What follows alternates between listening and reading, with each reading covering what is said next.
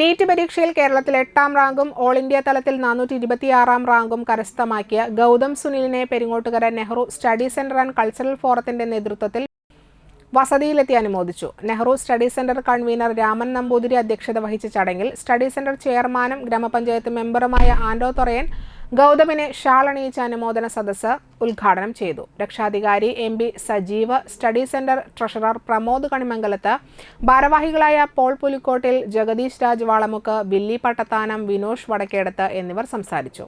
പുത്തൻപീടിക തെക്കേടത്ത് സുനിൽ ഷീബ ദമ്പതികളുടെ മകനാണ് ഗൗതം. 720-ൽ 621 മാർക്ക് നേടിയാണ് റാങ്ക് കരസ്ഥമാക്കിയത്.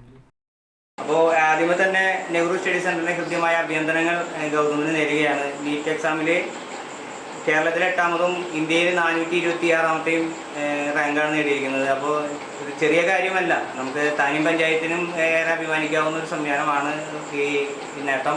അപ്പോൾ ആദ്യമേ തന്നെ എല്ലാവരുടെയും പേരിൽ കൃത്യമായ അഭിനന്ദനങ്ങൾ അറിയിക്കും.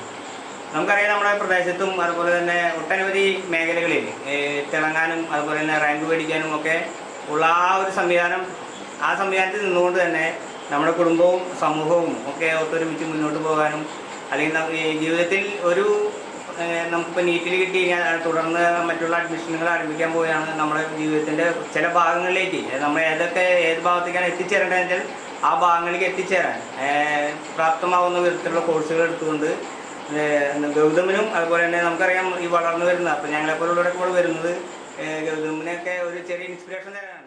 കഴിഞ്ഞ 3 വർഷം നീറ്റിനായി പരിശീലിക്കാൻ സഹായിച്ച മാതാപിതാക്കളോടും പഠിപ്പിച്ച അധ്യാപകരോടും അതേപോലെ കൂടെ നിന്ന സഹപ്രവർത്തകരോടും ആദ്യം എൻ്റെ നന്ദി പറയുന്നു. ഇവരൊന്നും ഇല്ലെങ്കിൽ ആദ്യം തന്നെ ഞാൻ ഒരുപക്ഷെ പഠിച്ചിറങ്ങാൻ പറ്റില്ലായിരുന്നു.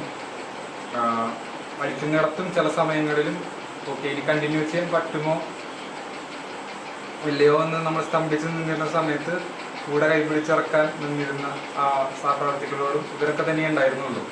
ഇവരോട് എല്ലാവരോടും നന്ദി പറയുന്നു.